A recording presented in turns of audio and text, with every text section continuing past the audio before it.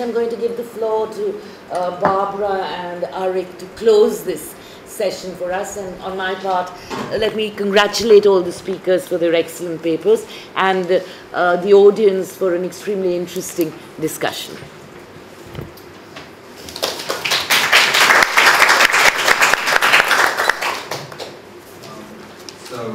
Let me introduce myself briefly. I'm Arik Moran from the University of Haifa, and I specialize in the history of Himachal Pradesh. My province. So I come from very much micro-history background, I'm not sure what to talk about. I'm kind of happy to see this wider perspective. And also have to agree with the sage of 1440 is that we can't necessarily compare all these very disparate papers, studies, nor should we, I think. And one of the things that came out, I'll try and work my way back through the papers to make some sense into them.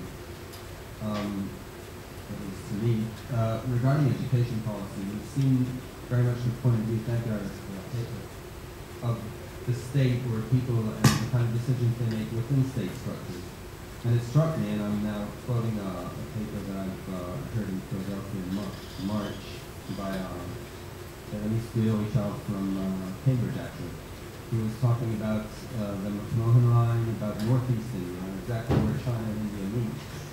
And where, as I think we all know, some of the, I was just filling in the landing part, I carry any maps that do not show the proper limits of India, I should hand them over. So that's an area where the border is contested between India and China, right? And it turns out that the communities along these borders for decades now have taken different choices as regards where they send their children to education. It's become actually a matter that state-sponsored institutions are competing for nation building, in fact, over there. So I'm wondering how that would, that's an interesting meeting point, I think, between India and China that's worth looking into, especially as regards education. Danielle, thank you very much. I can help but think of Midnight Cowboy, the eternal migrant who actually never really goes home. So I'm wondering how many this imagined home that we're talking about in terms of migrant communities did in China or in India. I mean, in China there's much more of the idea of the rural village, right? The village that is ingrained within the city and is designated as such. Doesn't seem to exist to an extent in the more diverse Indian settings. At the same time, and again, to quote from my Himalayan experience, Anders has made some interesting work on showing the concept of belonging in the Himalayas. And we talk about migrant workers who leave Nepal, but then leave their village in Nepal at first, then reach Kathmandu, and will have their own separate moholla, their separate neighborhood where they settle and so forth. And this trickles down, of course, into the Indian setting. So I don't know much about cinema in that sense, but I do think it's worth tracing. Charlotte, thank you very much. Well-being of migrant girls. I was wondering, thank you first of all for the excellent paper and the comparisons there, which were kind of strikingly familiar.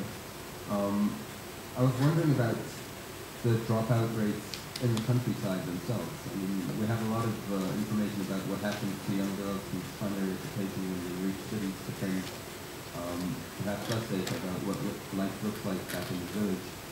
So that's just as a minor point to look into the broader framework of this migration. And then a question that I'll probably put on later, which is how do you define rural to rural migration and what are its purposes rather than rural to urban? And Ashraf, thank you very much also for this paper, which is obviously the goose or the sheep in the papers. New terminology for me in many senses, very interesting, very exciting, quite optimistic in terms of showing the power that labor has today. Is there absolutely no connection to technology? I'm wondering, because a lot of what we see today, at least in the area that I'm coming from in the world, is probably the past massive changes with the Arab Spring and so forth have been facilitated and partly generated by the social media. And I'm wondering if any of that trickles down to labor, or just off the radar, or how these things actually work. I don't know if you look into that, or if it's really on the ground kind of development. But in all, since you'll probably, hopefully, be able to answer my questions in over lunch, I'd just like to thank you very much for broadening our horizons and opening certainly my eyes. Thank you very much. Olga?